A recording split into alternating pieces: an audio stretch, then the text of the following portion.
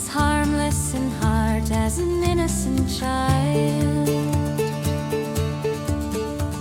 He carried a burden pressed hard on his back, a crooked form bent by a cruel heavy pack. The folk who passed shunned his shadowed face and mocked his poor frame with a pitiless grace. Yet though he was scorned, no bitterness grew. His words were kindly, his dealings were true. With rushes and straw he wove baskets with care, and wore a sweet little flower bloom in his hair.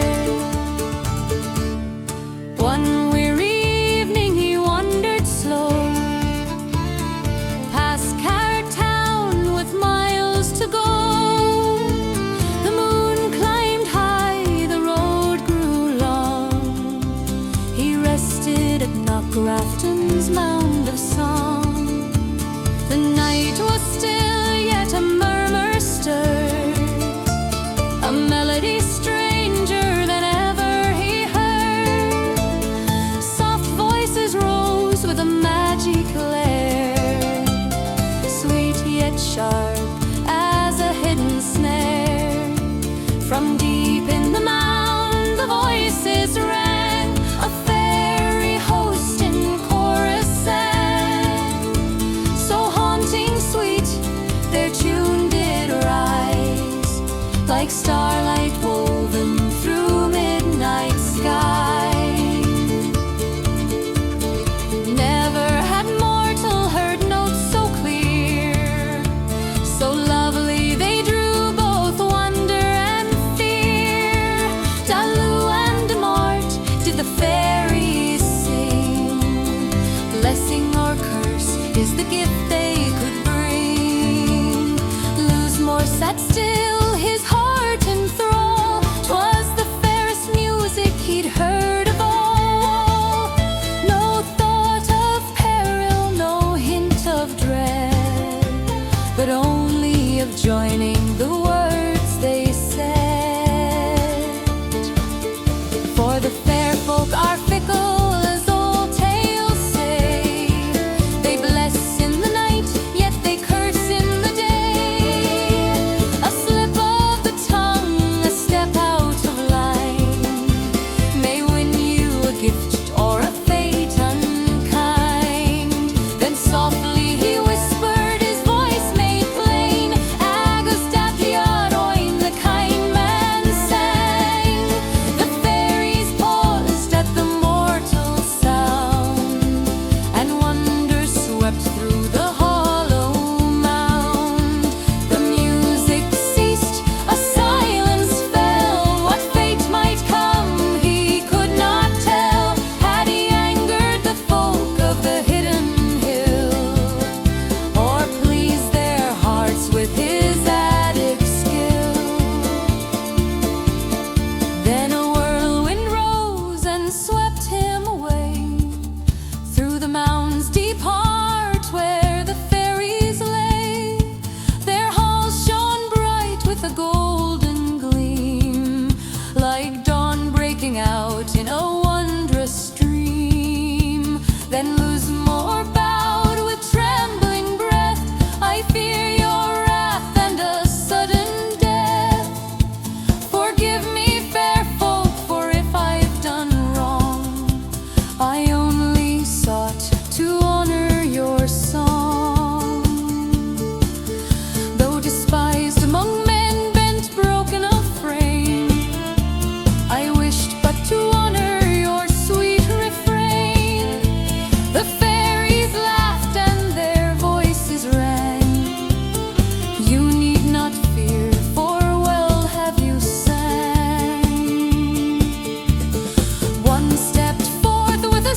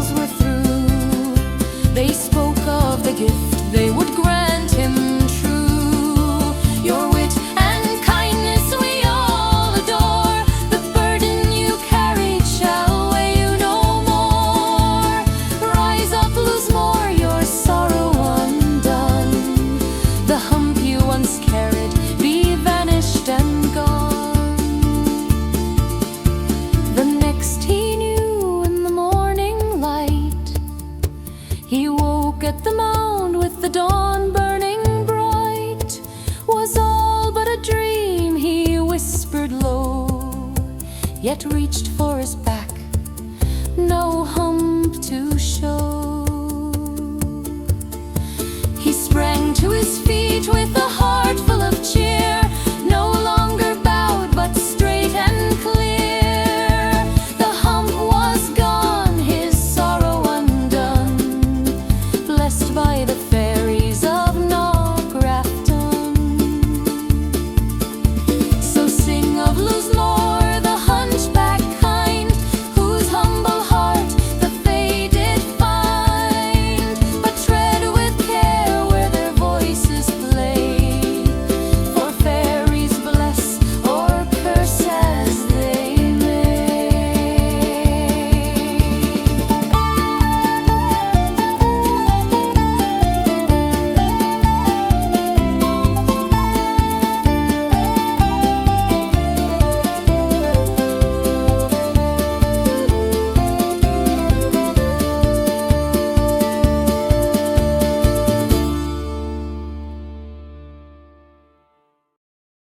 On Smerwick strand at break of day, lonely Fitzgerald smoked away. He puffed his pipe and watched the tide, no wife nor children by his side. A man without a wife, said he, as lonesome as a man can be. Like scissors missing half a pair, or dancing in Salem with no tunes fair. A bottle drained, a hookless line, that's the sorry state of mine. Oh Lord above, if truth be told, I'd swap my pipe for a hand to hold.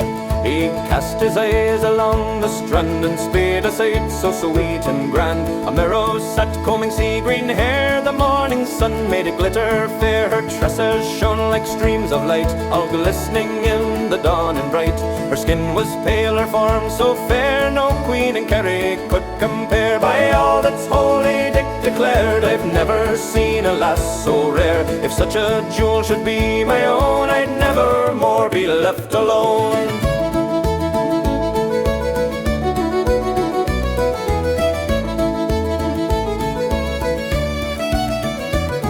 Now merrows are folk of the sea, half of fish and half of she. By their magic cap of scarlet hue, they dive the waves of the ocean blue. Their caps, they say, of crimson thread, can call them back to ocean's bed. Without that gift they cannot flee, nor plunge again beneath the sea. So quick as thought he seized it near, the maiden turned in sudden fear. Her eyes grew wide, her cries rang clear, like a newborn babe for all to hear. She sobbed and wept, her voice so sweet, now tell me, man, will you me eat? Dick jumped as if struck by a blow, and laughed until his cheeks did glow. By saints above, cried he, amazed, no such wild thought my mind has raised. I'd sooner eat myself, my dear, than harm a hair of your head here.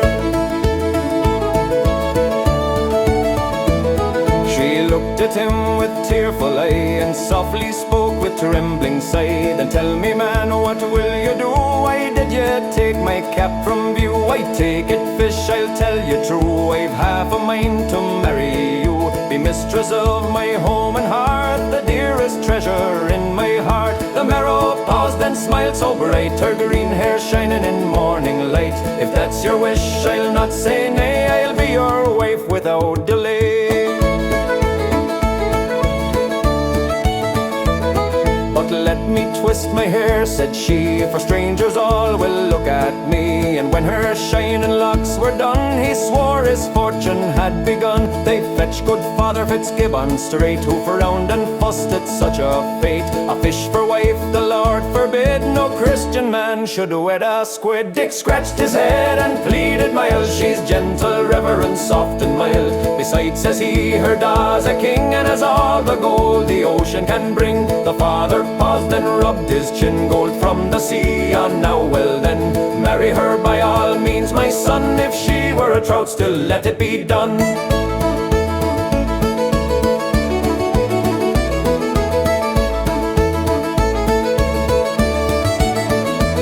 So man and merrow soon were wed, and back to Gollerus home they sped. With joy and laughter, song and cheer, their days passed bright from year to year. She swept the floor and kept it neat, she cooked the fish and baked the meat. And though her hands were webbed and small, she nursed the babes the best of all. 3 fine young children blessed their years and chased away his lonely fears. Dick swore no man in Kerry Wade had such a jewel for his sweet bride.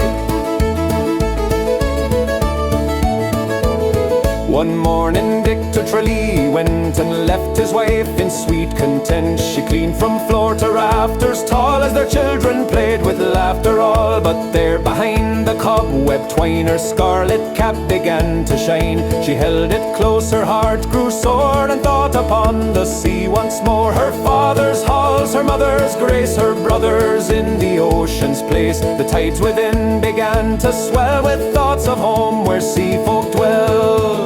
She sat beside the cradle dear and kissed her babe with tender tears. Sweet child, she said, I'll not be long, but can be low, call loud and strong. She thought of Dick, so kind, so true, who never dreamed what she might do. To leave forever would break my heart, so but one short visit then I'll depart. She bade her eldest mind the rest, be good my girl and do your best. I'll see my father, mother too, then soon return with love to you.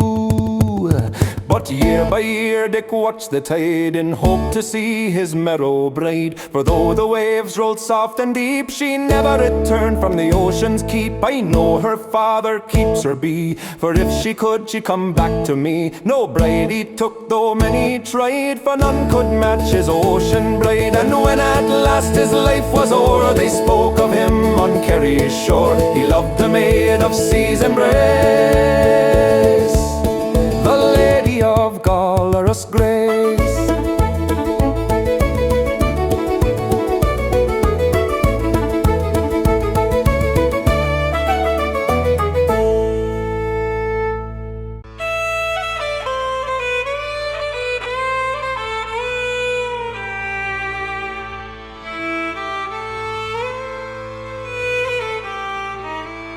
On the road that winds to Cork's fair shore stand Ronane's walls, though proud no more.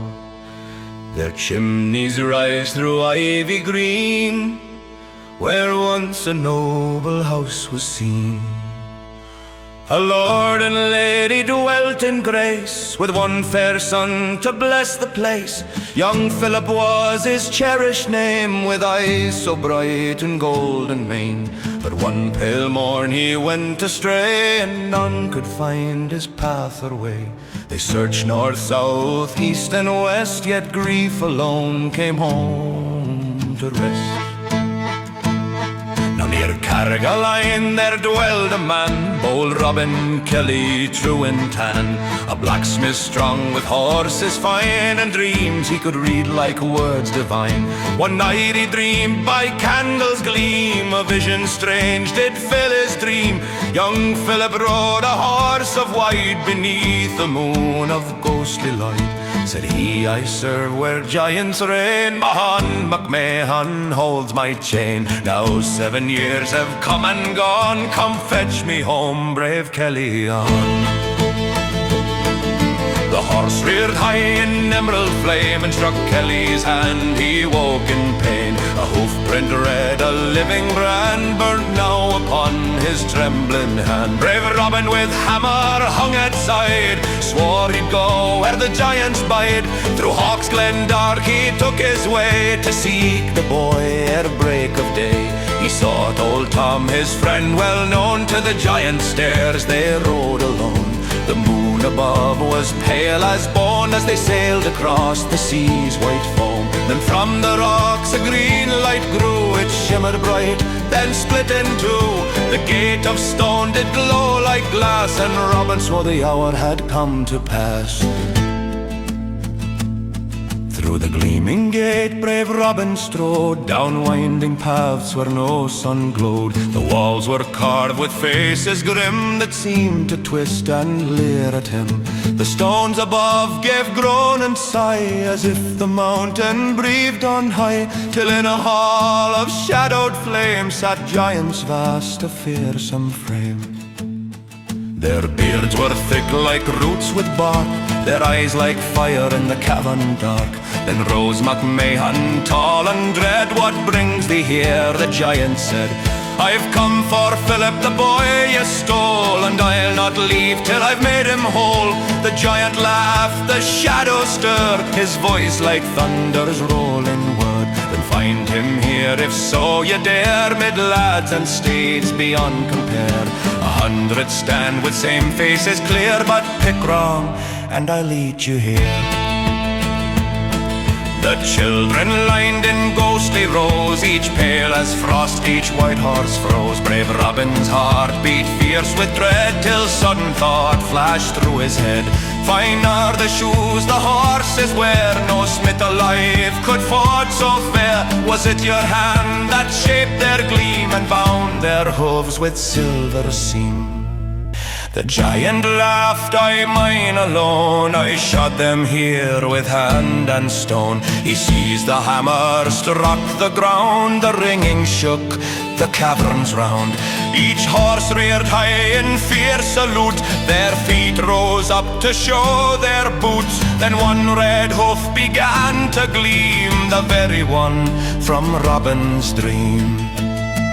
Through throng and hall brave Robin ran, and seized the boy with trembling hand. The hall went black, the giants roared, like thunder crashing rage outpoured. The earth did shake, the children screamed, the stone itself in fury gleamed. Yet through the dark he held his prize, and prayed to see the morning skies. Then silence fell, no sound, no breath, no giant's curse, no hand of death. They woke upon the green hills crown, both Robin and Philip safe and sound. To Ranina's court they made their way, where grief had reigned for many a day. The Lord and Lady, pale with fear, wept tears of joy to see him near. Their boy unchanged by time or years, they clasped him close through blinding tears. And Robin's name through Cork was told, the smith who earned his weight in gold. Now ivy climbs their walls once more, and laughter rings like days of yore. And still they tell of Robin bold, who rescued fair Philip from giant's hold.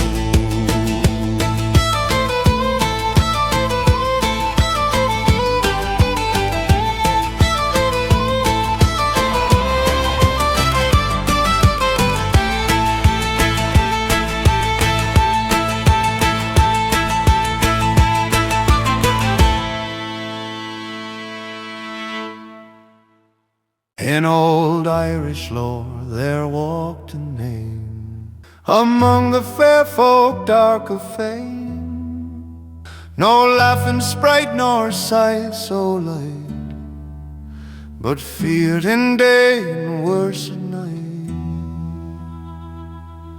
They called him Amadán Dubh in dread, the black fool whispers softly said. And Amadán Dubh still he's known, the greatest fool the hills have grown. Not quick with charm, nor tricks galore, no bright-eyed thing the tales adore. He was not loved nor held in cheer, the black fool walked where none drew near.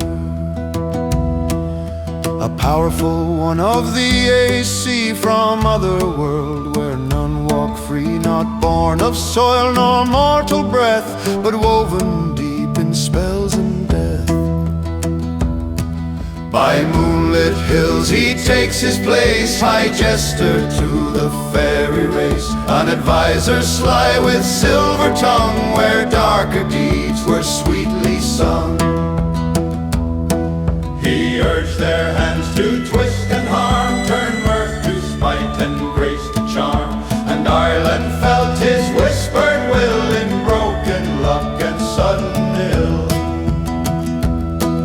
One tale rings clear through whispered ears from Mrs. Murphy's voice of fears. She spoke of ground where shadows lie near Cappard's Edge in western Skye. Knockgrafton was its name, the hill of fools of whispered fame, a place the living dared not roam, for fairy hosts had claimed it home. She said the hill was full of them, of spirits grim at dusk's dim hem, and there Amadán Dubh stood, their master crowned in darkened wood. One midsummer's eve, when worlds wore thin, when mortal ground let fair folk in, a MacNail man walked home alone from bogland dark to hearth and stone. Near Knockgrafton he passed too near, when whispered tunes came sharp and clear. Mrs. Murphy said the night drew tight, and fairy eyes burned clear and bright. The black fool led him through the night, with reed pipe song to take him from sight. They drew him in with maddened air, and took him fast from mortal care. They found him come the break of day, where cold and shaken still he lay, alive yet wrong in mortal frame, unfit to bear a human name.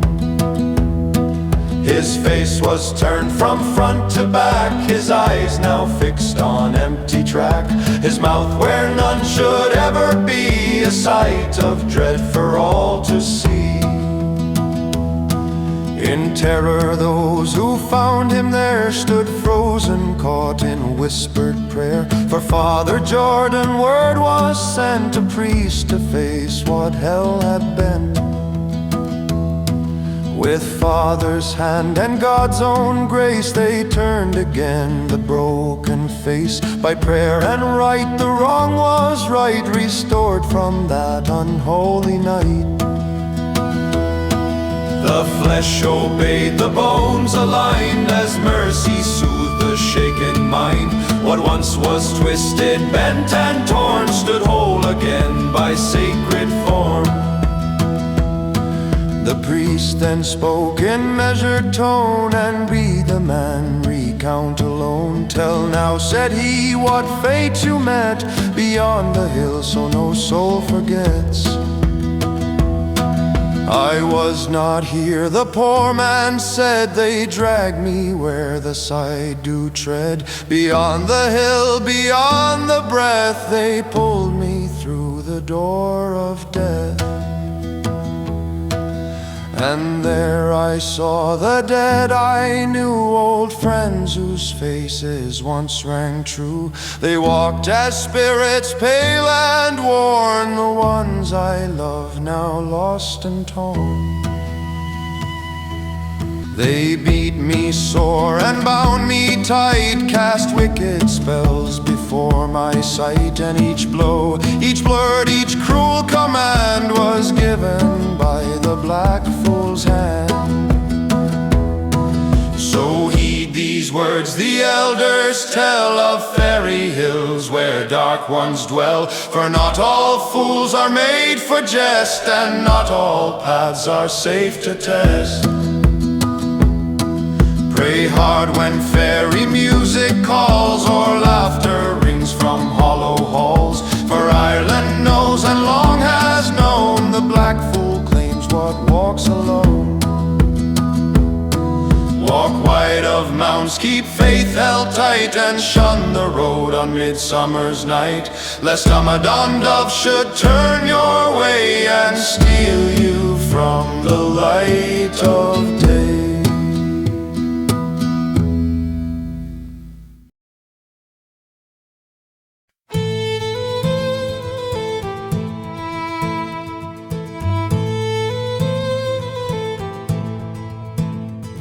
In Ireland green, beneath the ground, the fairy hosts in mounds are found. With magic strange, both dark and fair, they weave their wonders everywhere.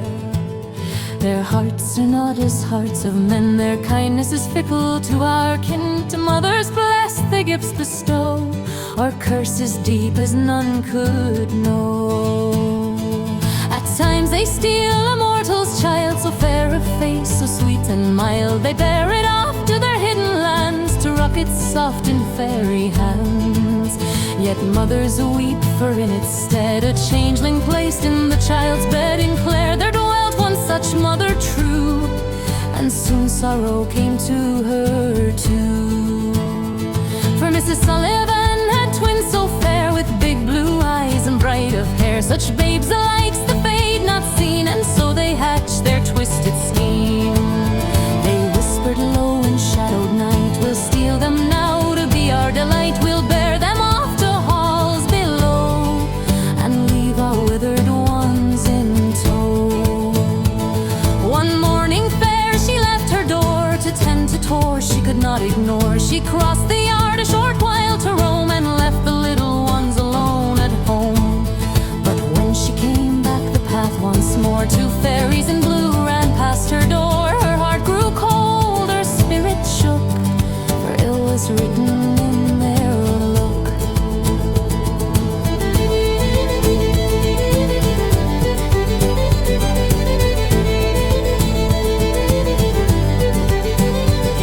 She hurried in with anxious tread, and found her darlings in their bed. Yet though they looked as hers had been, a stranger's shadow dimmed within. They ate their fill, yet never grew. Their cheeks turned pale, their eyes askew. They laughed at night with voices old, and muttered tales no babe should hold. To a wise man then she made her way, and told the tale of her dismay. They bear their form but are not my kin, what proof can show the trick within? The wise man spoke with troubled eyes, there is one way to know truth from lies. Go brew a pottage strange to see, in eggshells small most foolishly. If they keep to infant tongue, then rest, your darlings still are young. But if babes speak words beyond their years, the changeling's truth shall then appear.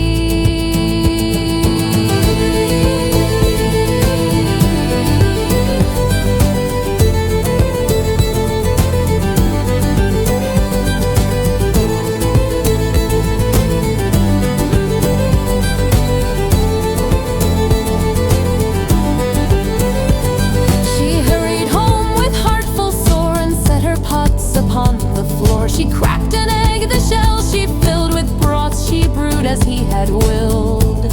She stirred it slow as if to feed a harvest crew in all their need. The changeling twins looked on in awe, and grinned with lips too old and raw. I've seen the acorn for the oak, the egg before the hen awoke, but never yet in all my days saw pottage brewed in such strange ways. Their words confirmed what she had feared, these were not the babes that she had reared.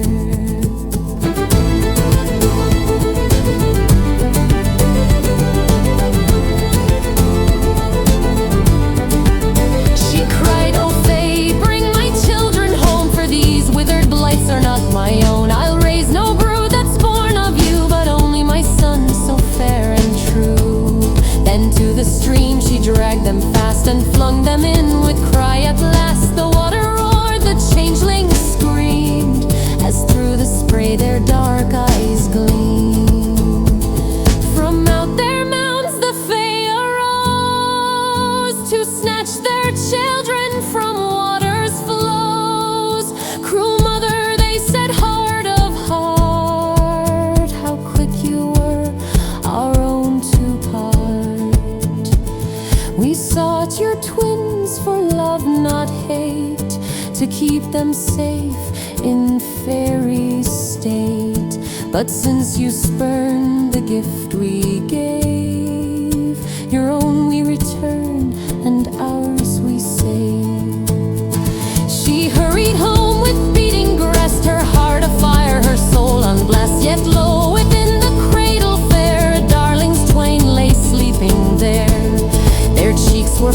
the babies too, their eyes as bright as morning dew. She kissed their brows and held them near, and thanked the Lord with joyful tear. Yet whispers drift on Clare's green hill of fairy plots that wander still, for the fae who live in mounds below may hide a curse the wise should know. So guard your homes, O mothers fair, with a watchful eye and whispered prayer. For if you fail the fairies' trick be spun, your child be lost, a changeling one.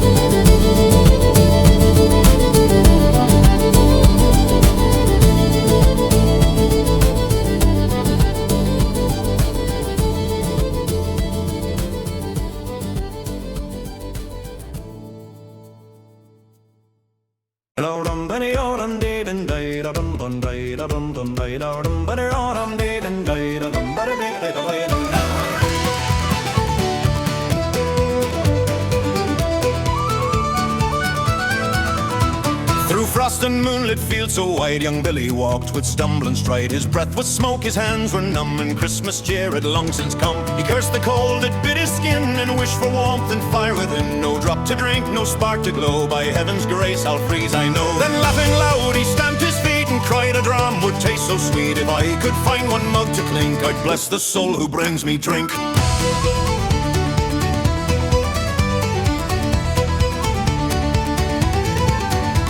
From out the hedge a voice rang clear, good evening friend, what brings you here? A little man with lace of gold and buckled shoes, both bright and bold. He held a glass filled to the brim that caught the moonlight pale and dim. Here's health, he cried, a drink divine, no mortal brew could match this wine. Success, my lad, said Billy there, and drained it deep in the cold air. Yet deep within his heart he knew no mortal man put such a brew.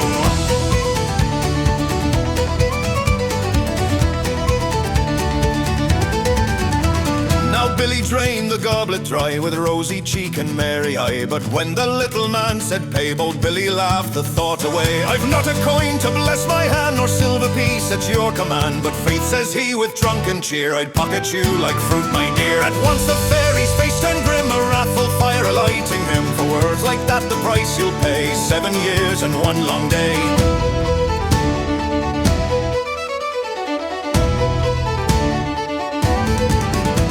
A charm fell cold on Billy's breast, his limbs moved on without a rest. For all he pled, for all he cried, his feet marched on at fairy stride. Through hedge and ditch, through bog and briar, they wandered far as the moon rose higher. The little man strode light as air, while Billy gasped in bleak despair. Up hill and down the fields they roamed, past frozen streams and cabins homed. And Billy knew, though night was black, no mortal power could hold him back.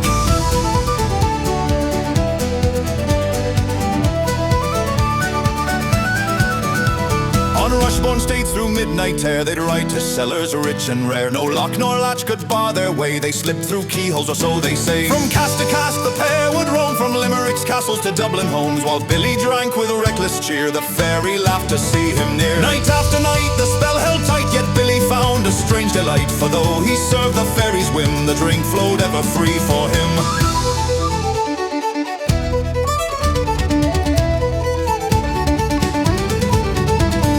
Starlit night their steeds took flight to Carrigagunul's Hall of Light, where pipes and laughter filled the air and wedding candles flickered fair. Bright Bridget danced with Darby True, while unseen guests came stealing through. The fairy perched with wicked pride and fixed his longing on the bride. 1,000 years I'll count at dawn, he hissed with glee, his malice drawn, and ready then for wife I'll be. Tonight the girl shall come with me. Now mark my charm, the fairy said, with sneezes thrice her fate is wed. If blessings fail on sneeze the third, she's mine by right of spoken word. Before the priest fair Bridget stayed, her cheeks turned pale, her breath unmade. She sneezed and silence filled the room, the fairy's grin grew sharp as doom. A second sneeze soon shook her frame, and still no kindly blessing came. He whispered low with gleaming eye, her soul is now half mine to die.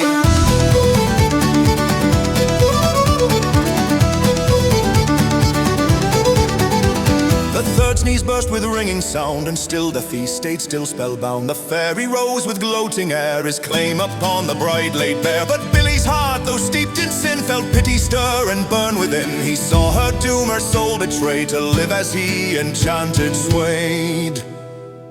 With all his might he fought the charm, his trembling voice raised high alarm, and bursting free from fairy press he cried, "God save us! Heavens bless!"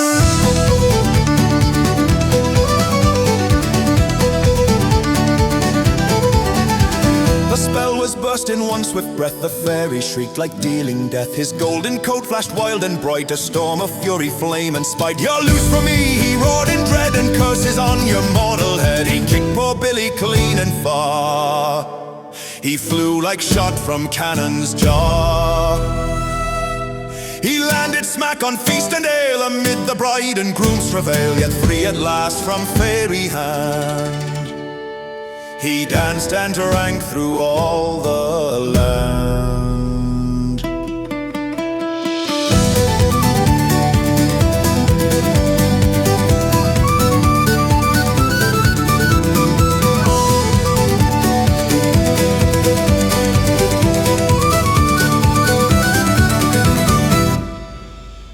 One day in Munster on stormy night, a woman spun wool by candlelight. Her cottage low, the rafters brown, while wind from Sleabnamban blew down. The wheel it hummed, the embers glowed. She thought of markets rent and road, when sudden came a thundering call that shook the latch and splintered wall. "Open the door and let me in," cried out a voice both sharp and thin.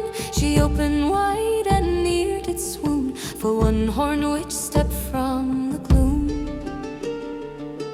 She bowed her head, her hair hung wild, her grin was sharp, her voice beguiled.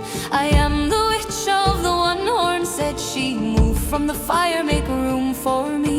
She seized the wheel with bony hand, the weir of thread obeyed command. The spindle hissed, the fibers flew, and sparks like silver ashes blew.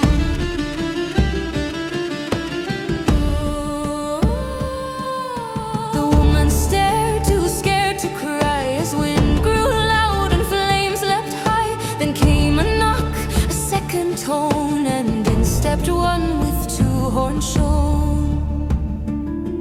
She took her seat and cried, "Make space, for I am witch of the two-horned face." Her wheel sang sharp, her feet beat fast, the woman knew dread spell was cast. Again more knocked, again more came, each one declaring horn and name, till 12 in number side by side spun grey as mist at morning tide. The wheel did whirl, their fingers burned, the beams grew thick with wool they churned, and not a word their lips did say, save humming old songs of the sigh that day. The woman sat too still for breath, her body froze as cold as death. Her husband slept, her children too, beneath the spell the witches drew. Then one hissed out with fiery eyes, "Make us a cake if you'd be wise." She moved once more, obeyed command. She went for water, bowl in hand. But laughter rose, a cruel reprieve, not with that bowl, but with a sieve. "Go to the well and fill it deep." They cackled loud while she did weep. Beside the well she knelt to cry, for doom she felt was drawing nigh. Her tears fell fast, her heart near broke, when from the deep a soft light spoke. "Listen, good woman, if life you crave, do as I say, your kin to save. Patch the sieve with clay and moss, and fear no more their wicked loss. Then cry aloud with all your ire, the mountain of fairy women's on fire." She took the clay her courage found, and hurried back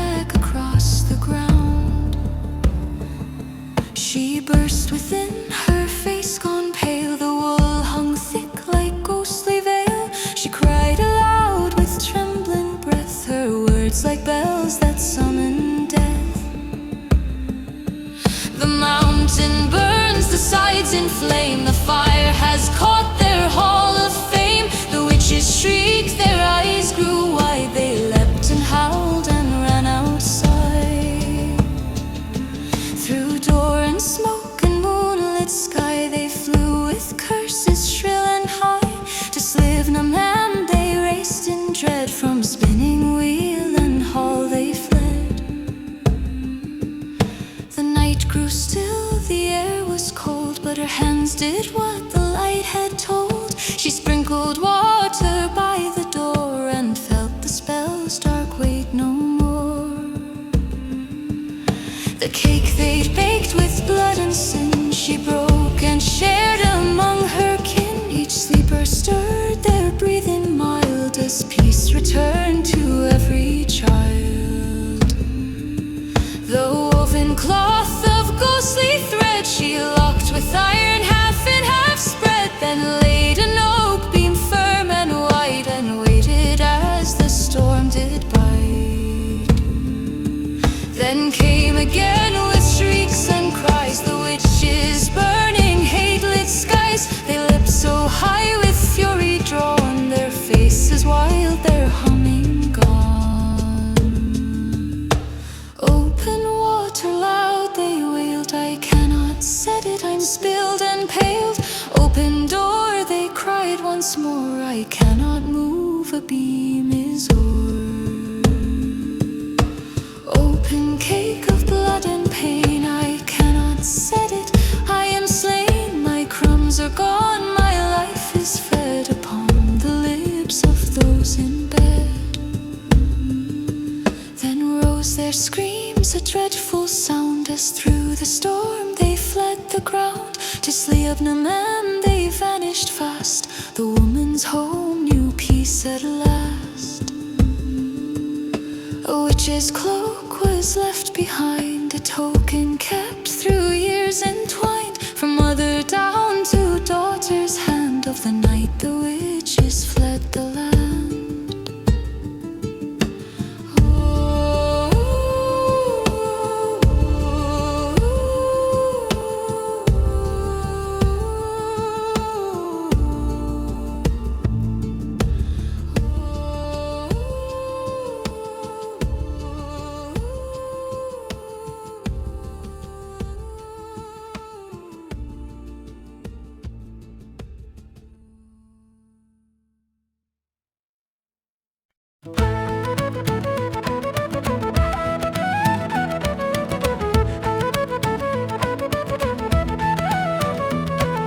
In Erin's hills where the mist lies low and magic runs deep as roots that grow, there's more than stone beneath your feet, their secrets humming soft and sweet. For fair folk roam both near and far, by moonlit field and fallen star, in stream and thorn and up-ruined stair, they live unseen yet everywhere.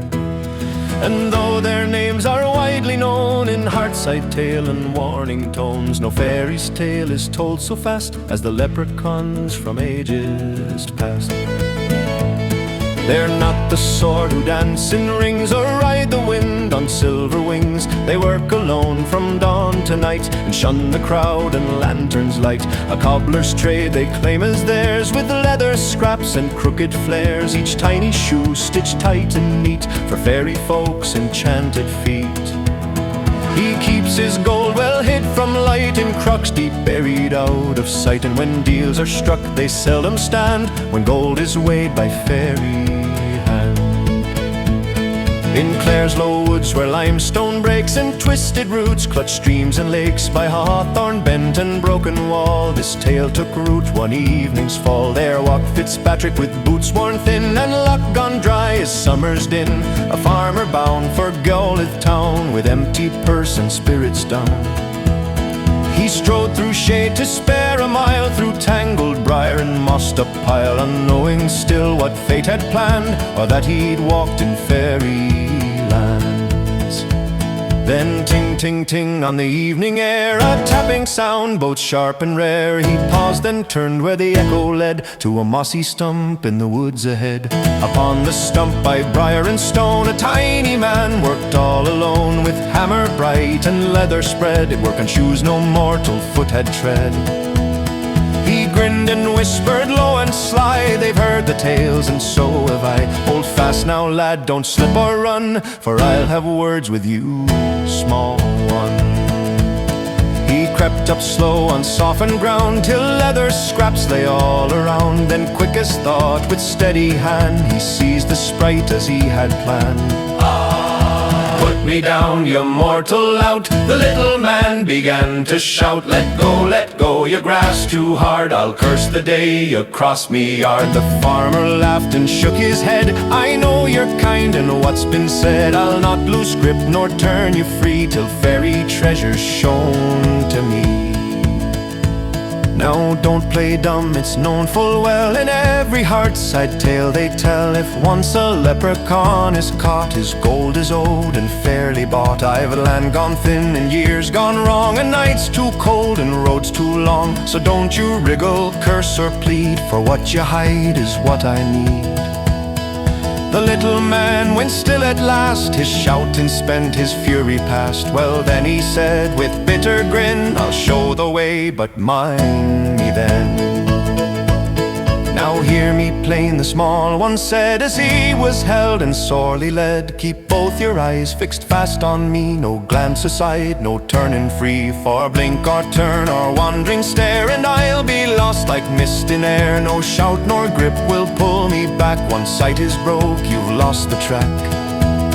They crossed the field by fading gleam, past ragwort bright in yellow seam, till at one stalk the sprite did stand, and pointed low with fairy hand.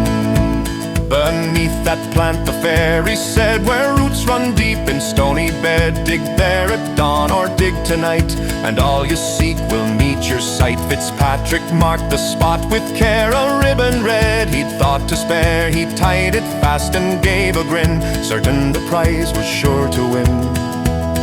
He loosed his grip to fetch his spade, one fleeting move in trust he made, and in that breath so small and brief, the night grew still and held its grief. He straightened up and looked around, but no small man was to be found. No cry, no laugh, no hurried tread, no sign of where the sprite had fled. Then dread crept cold into his hand, as far as I could scan the land. Each ragwort stalk, both near and far, were ribbon red like mocking scar. He dug till dawn with blistered hand, through root and rock and stubborn land. He struck but stone and sodden clay, while hope ran thin and slipped away. Morning's light, the field lay bare, no crocks of gold, no treasure there, just turned up soil and aching bone, and marks of toil he'd worked alone. He laughed once dry, then laughed again, at clever sprite and foolish men, while far away through darkened glen came ting ting ting upon the wind.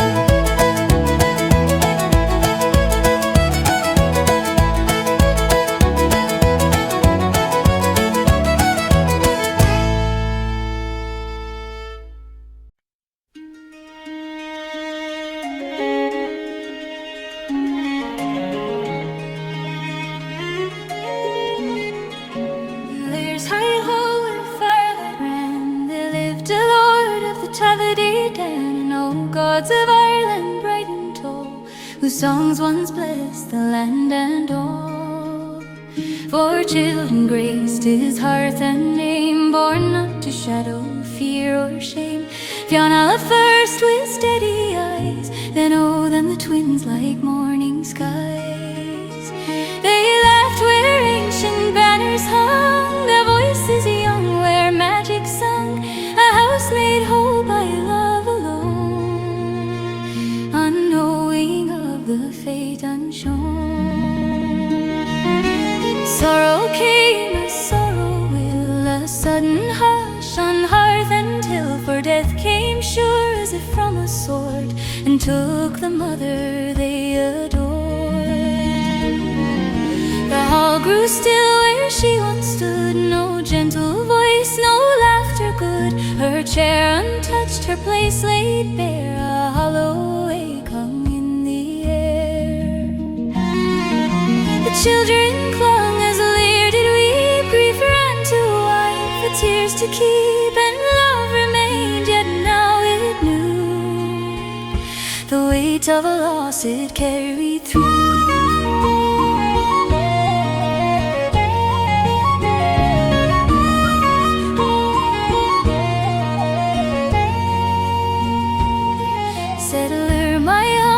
runs rich and wide, yet warmth has fled, though love abides. My children grieve both night and day, they need a mother's hand to stay. So from the court of gods and kings, where old blood binds and duty clings, came me for fair of face and name, to fill the hall and ease the pain.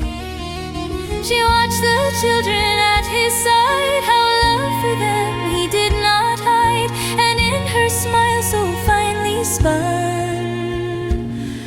a careful counting had begun.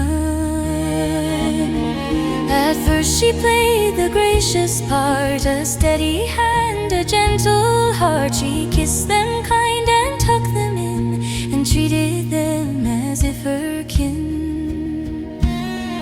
Yet evermore her gaze would stray to her husband to watch the children play, for Lear's own eyes, though kind and true, were fixed on them in all they do.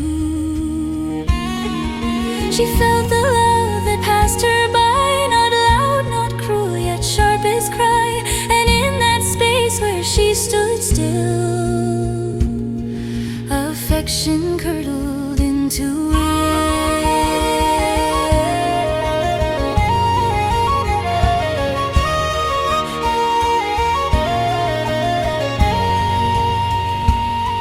One morn she called them soft and mild, with honeyed words and practiced smile. Come wash my children where waters lie, where sun and sky together sigh.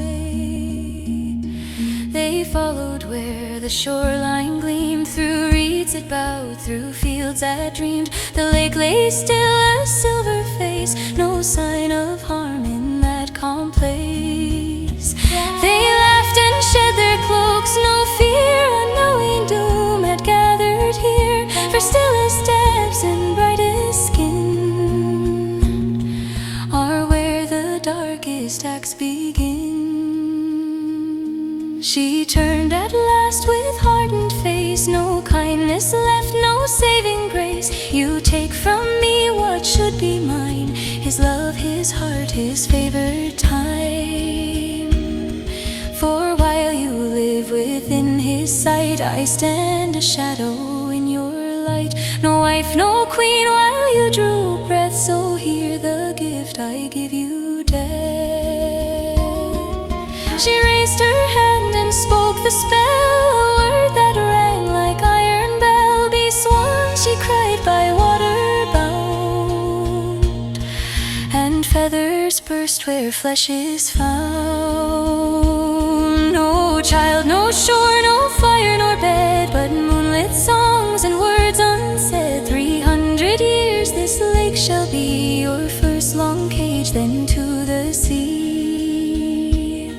300 more where seas divide, on moils cruel and breaking tide, where wind shall tear and waves shall burn, and never once may you return. 300 last where west winds moan, till all you loved is lost and grown. No flesh restored, no rest allowed, till a new fate's bells ring clear and loud. Too late came Lir to water's edge, too late to stay the vow she'd pledged. For swans he saw upon the lake, and felt his very heart to break. They called his name in voices true, still human-like the whole way through. My children cried, he torn apart, their names breaking his living heart. In wrath he turned where a flame flared, and would have struck her cold and dead, but cursed her worse than mortal breath, to roam the air, nor life nor death. Yet no plea, no prayer, no power old could break the words that she had told. Forspoken doom, once firmly cast, moves ever forward, fixed and fast. So years obeyed her measured breath, each century a living death. From Deruda's quiet shore to Moyle's foam to westward roar.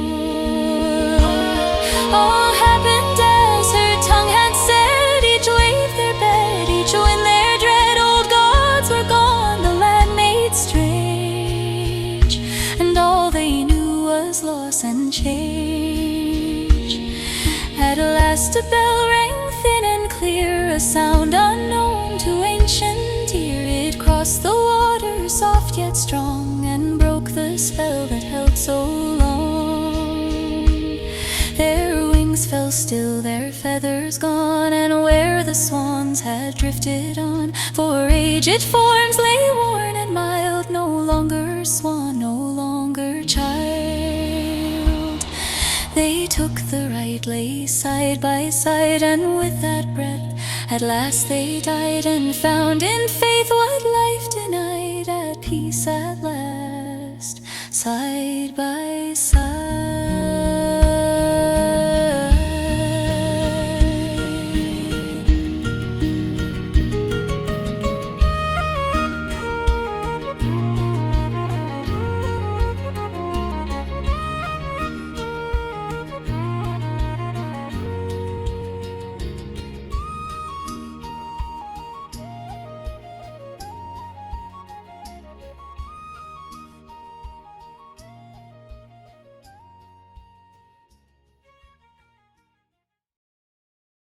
In more near mellow stony ground, where little wealth was found, lived Mick Purcell with his wife, who barely scraped by all his life.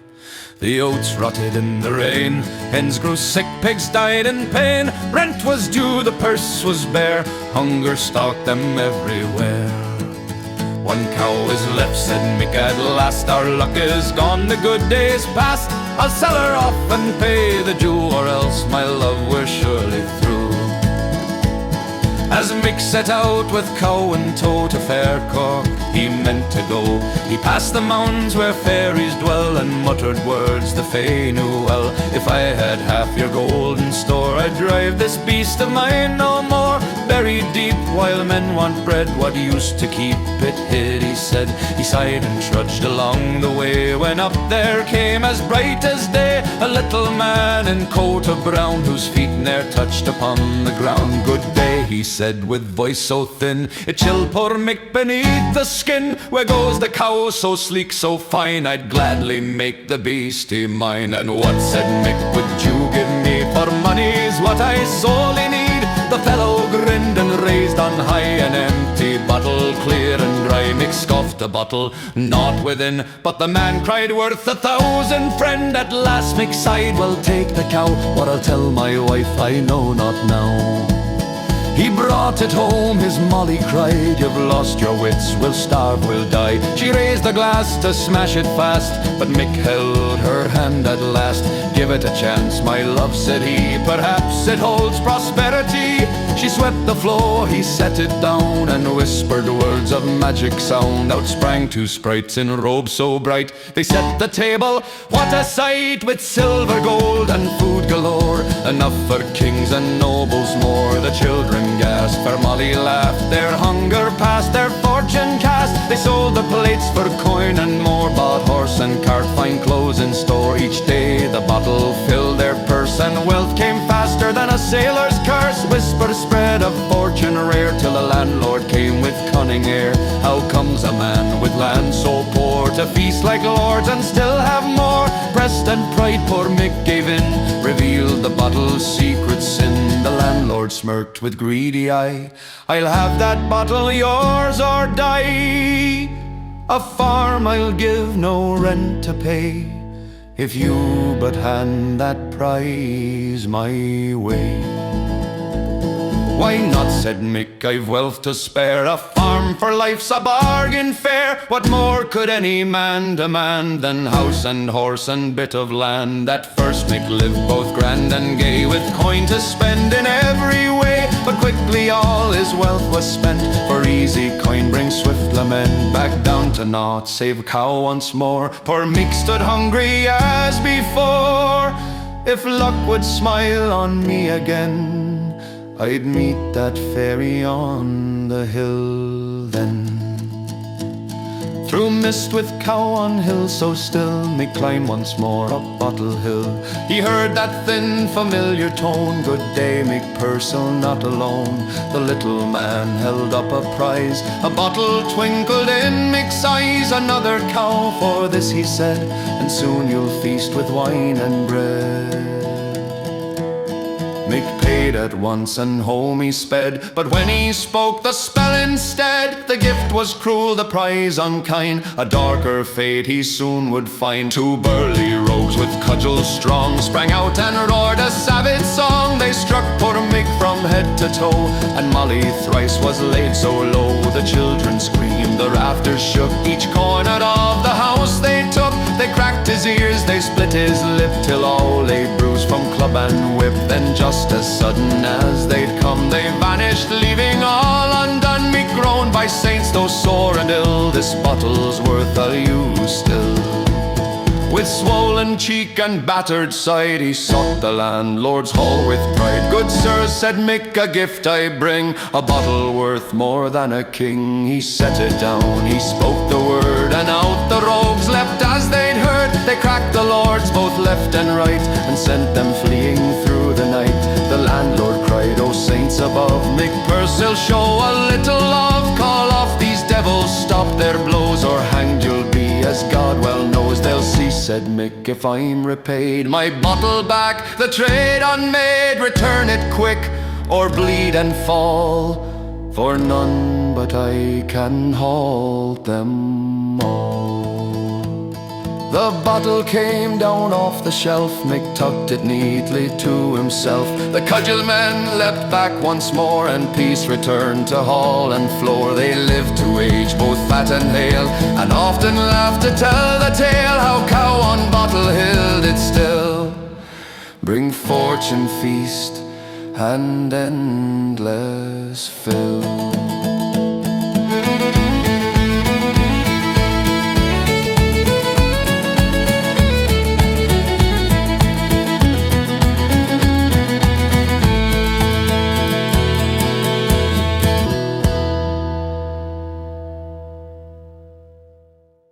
In Galtie's Vale where mists lie deep, the Dodds their meager acres keep.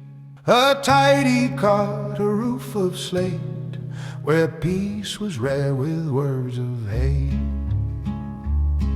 For Nancy Dodd was sharp of tongue, and many a quarrel out was sung, while Larry, fond of drink and jest, would curse, then laugh, then take his rest.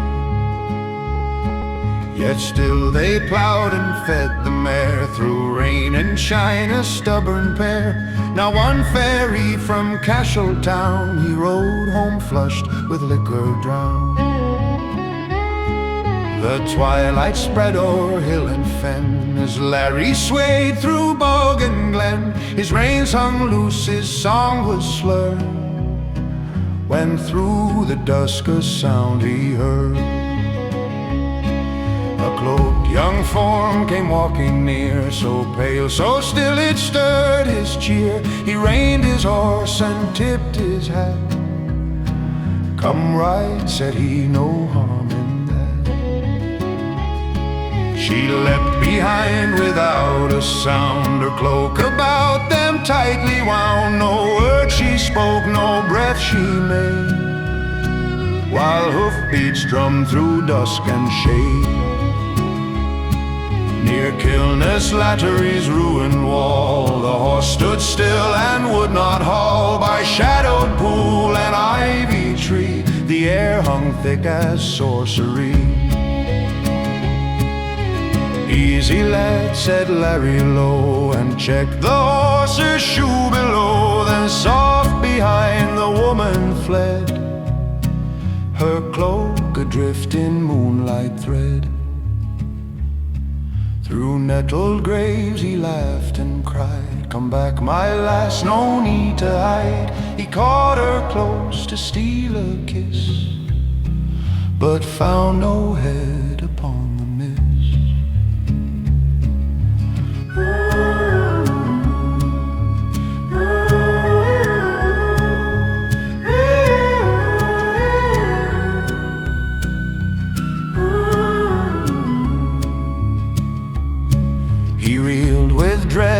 breath gone cold, he stumbled through arch and doorway old. A ghastly glow on stone was spread, and round him there now stood the dead.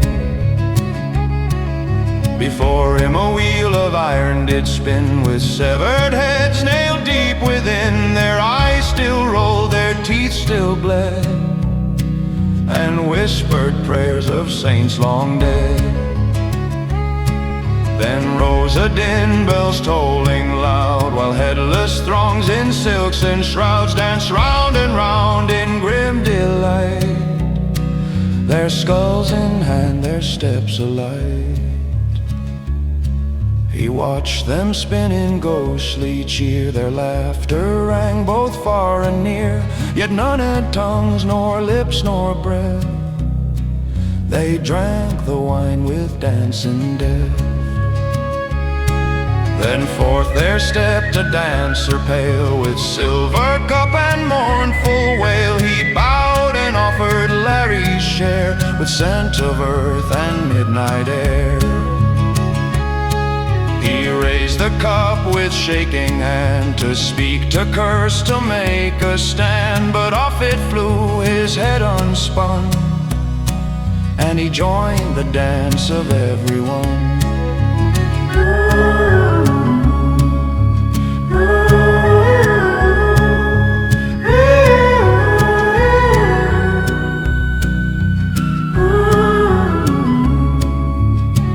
Next he knew the sun shone pale through broken roof and tattered veil. On stone he lay with pounding head, and dreamt once more of the dancing dead.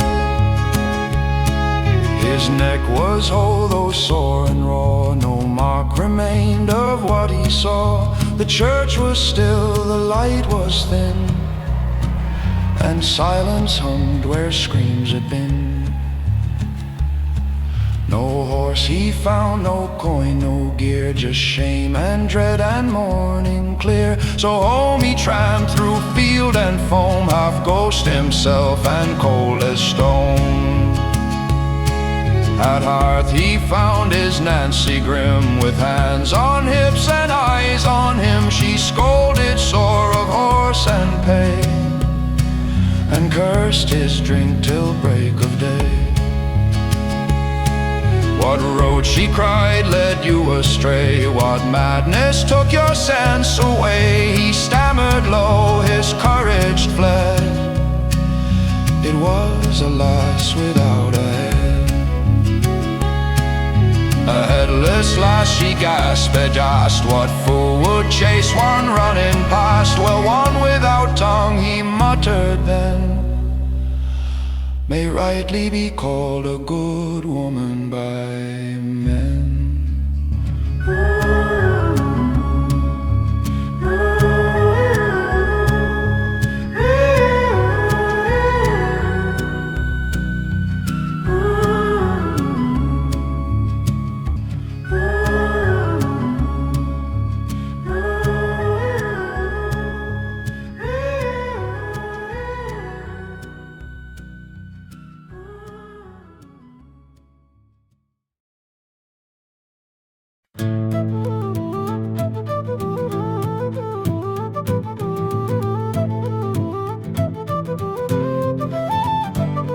In the south of Erin, green and fair, lived Justin McCarthy with silver hair, a squire of wealth, of cheer, of pride, with wine enough to drown the tide. His cellar deep, his table grand, fed every guest that crossed his land. Yet whispers spread both far and near, of sounds below that stirred with fear. No butler stayed, though paid full well. Each fled the cellar where shadows fell. For down below, when night grew near, they swore strange voices reached their ear. Now weary of haunts, McCarthy swore, tomorrow I'll live in this house no more. Fine spirit, you now win this day, I'll dine once more, then be on my way. His hunting friends that eve drew near, with song and jest and cups of cheer. The fires were bright, the laughter high, no thought of spirits lurking nigh. Then bold young Jack from stable side stepped forth and bowed with fearless pride. Let me serve, sir, your butler I'll be, no ghost shall frighten the likes of me. The night grew late, the feast was loud with cheer and song to please the crowd, till glasses drained and voices cried, more wine, the hunter sighed. Now Jack stood up with steady grin and took the key and lantern thin. 'Tis not, he said, to fetch a cask, a simple job, a simple task. Down stone-cut stairs through chill and gloom he strode beneath the grand old room. The air grew cold, the shadows deep, where secrets of the cellar sleep. Then in the dark he heard a sound like laughter swirling underground. The bottles clinked, the casks did moan and shook like beasts of wood and stone. He turned the key, the hinges screamed, the lantern flared, the shadows gleamed. The cellar roared, the barrels rolled, as if the wine itself grew bold. With trembling knees and ghost white face, poor Jack fled up that dreadful place. No wine, he cried, near fit to fall, 'tis haunted, sir, the worst of all.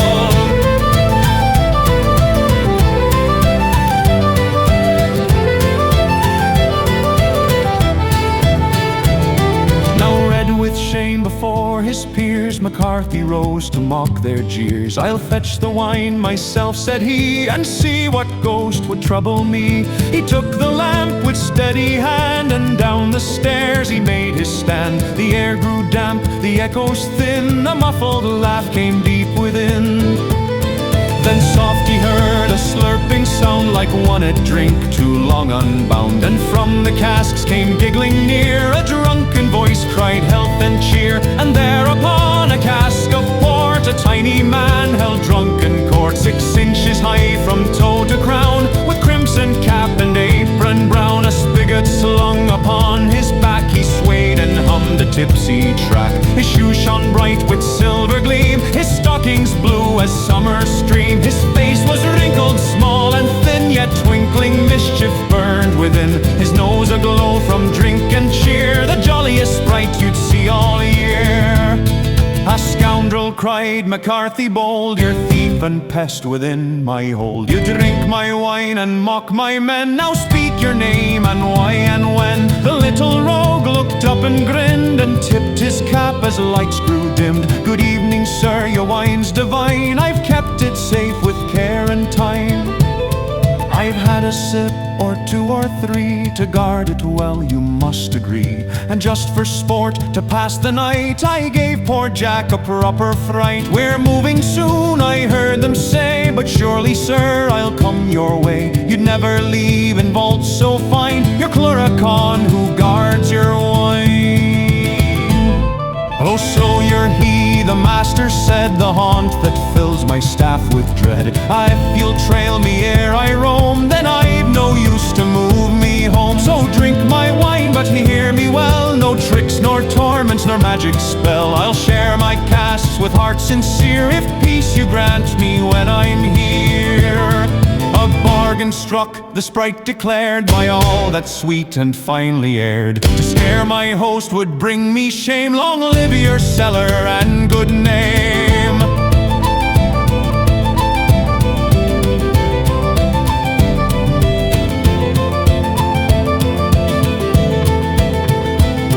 So McCarthy filled young Jack's old tray and locked the cellar door that day. From that night forth no servant there roamed, for only the master drew wine for home. The Cluracan kept watch below, mid casks that gleamed with ruby glow. He'd guard the wine, yet helps himself, and dance atop each dusty shelf. And still they say, when nights grow cold and silence falls on the vault of old, you'll hear him laugh, that tipsy sprite, Naganine drinks deep by candlelight.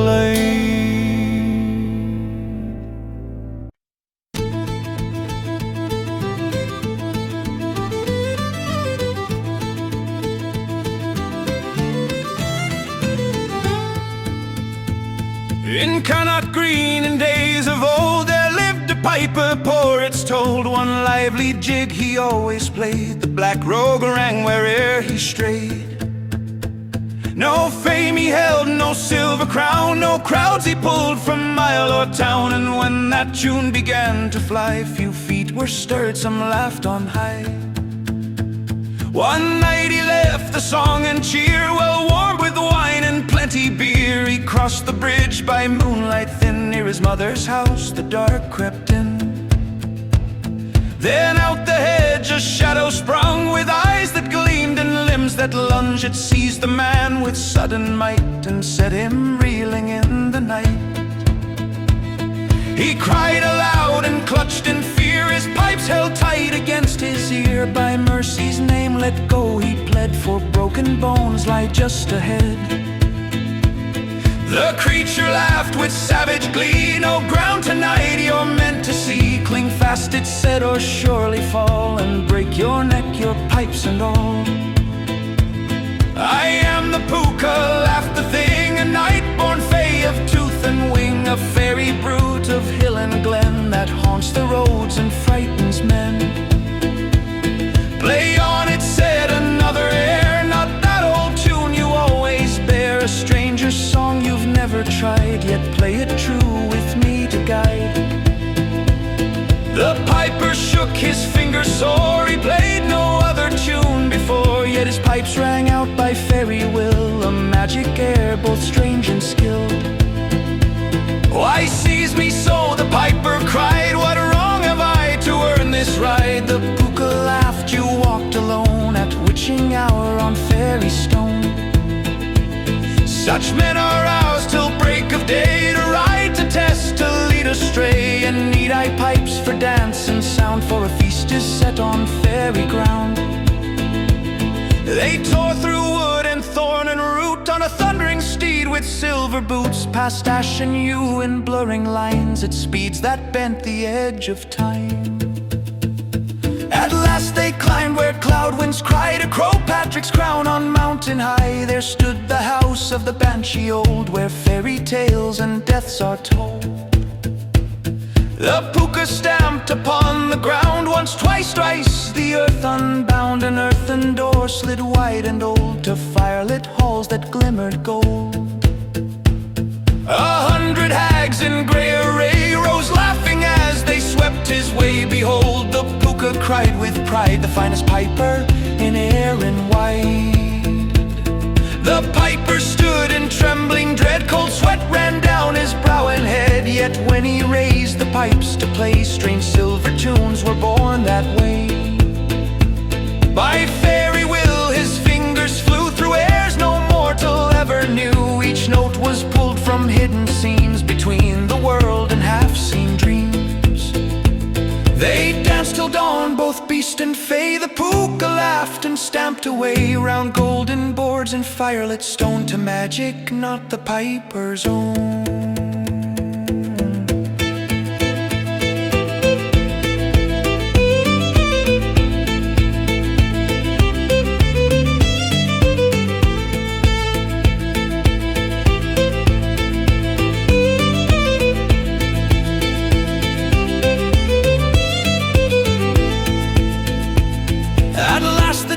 Began to fade, the fire burned low, the shadows swayed. The piper's arms were numb and sore, and prayed to God he need play no more.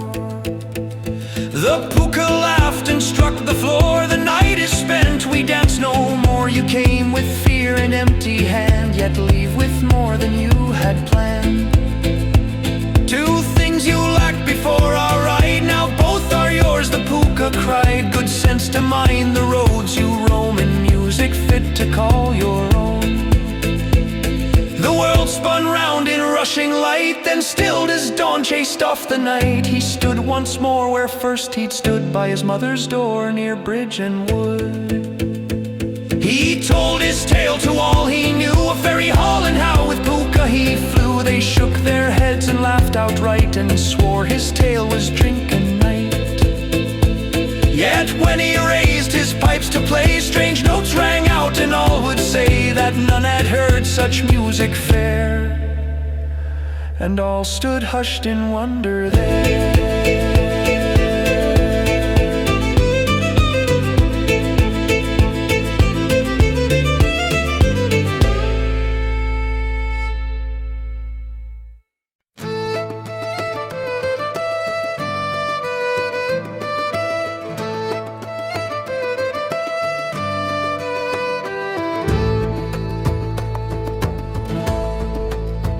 In County Cork, where green fields lie, a man of faith drew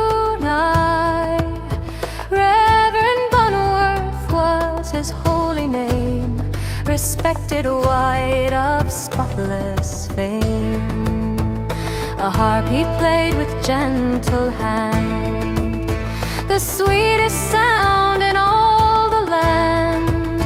Both rich and poor would pause to hear his music soft, his preaching clear. Beloved by flock, by friend, by kin, no fault was found, no shade of sin. Yet fate would call as fates must do, and shadows round his dwelling grew.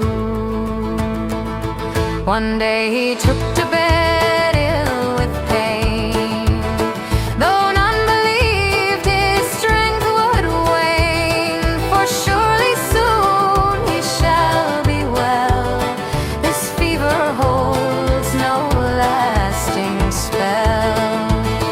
But whispers spread of cries so drear, a servant spoke with voice of fear. I heard her cry both loud and plain, she wailed his name in grief and pain. They said it was the Banshee's call, a warning dread well known to all. Her hands they clapped, her voice was dire, a mourner from the fairy choir.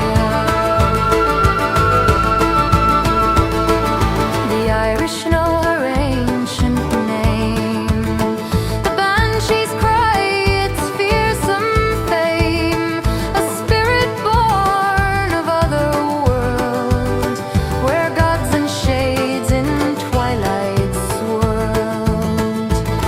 She takes the form of maid or crone, by stream, by field she weeps alone. Her voice proclaims what none can stay, that death is near, it walks this way. No malice moves her haunting call, she grieves the fate that comes to all. For every house where she is found, a soul soon leaves the earthly ground. The servants' tale akin denied, such foolish talk the family cried. For Bunworth's strength returns each day, no spirit comes to snatch him away. For though the man was pale and weak, his breath still came, his voice could speak.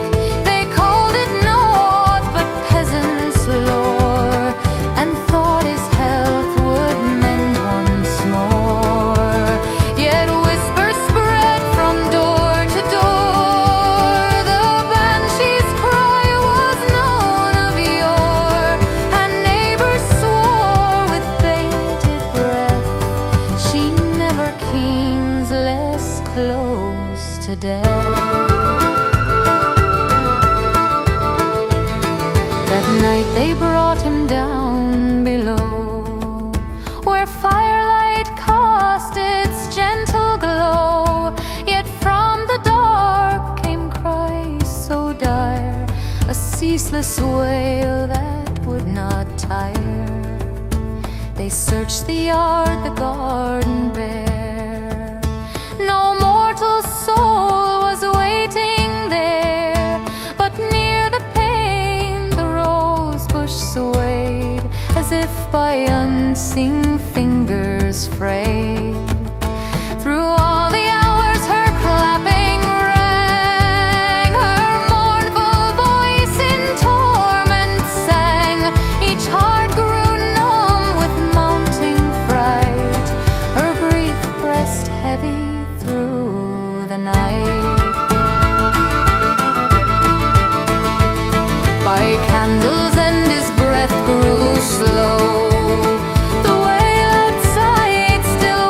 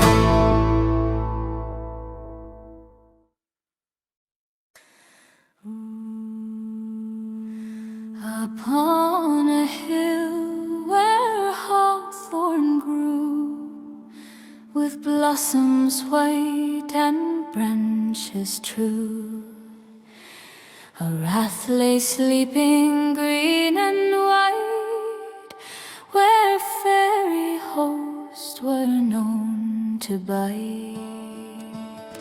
But Mr. Johnstone laughed at tales of old. His purse was heavy, filled with gold. He built a house both fine and grand upon the sacred fairyland.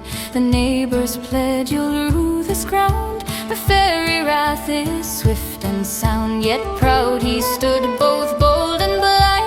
No fear of fate was in his mind. Beneath the mound in twilight's glow, the fairies gathered sad and slow. Our tree is gone, our ground defiled, our dancing place by man reviled. One whispered low with voice so cold, a vengeance grim and curses old. Johnstone shall pay for what he's done, his joy shall fade, his line undone. Another said his house shall fall, his beasts grow sick, his child grows small. The moon looked on, the night grew cold. Their vengeance dark was then foretold. One morning by the farmer's cows, an old crone came with weary brows. She begged a drop of milk to spare, for hunger's grip is hard to bear. But Mistress Johnstone, proud and stern, replied with scorn, her heart did burn. Begone from here, away, away, no beggar shall on my farm stay. The crone then turned, her eyes were flame. She whispered a spell, the farmer's name. By dusk the finest cows grew ill, and death's cold grip came upon the hill. The Johnstones wept, their herds lay low. The fields were struck with grief and woe. No milk to churn, no beast to breed. Their fortune waned with sudden speed. Then through the yard the old crone came. Her cloak was blue, her eyes the same. She begged a cake, a crumb of bread, to ease the hunger I have fed. But Mistress Johnstone cursed her near. You wicked hag, be gone from here. You've cursed my kind, you brought this blight. Now chase her off into the night. They drove her out with sticks and cries. The old one vanished from their eyes, yet whispers stirred through hall and glen. The fairies' wrath would strike again. The Johnstones had one son so fair, with laughing eyes and golden hair. As strong as any colt to play, he brightened all their darkest day. But soon his sleep was torn with cries. A haunted look grew in his eyes. He moaned, the fairies pinch and prance. They drag me forced to join their dance.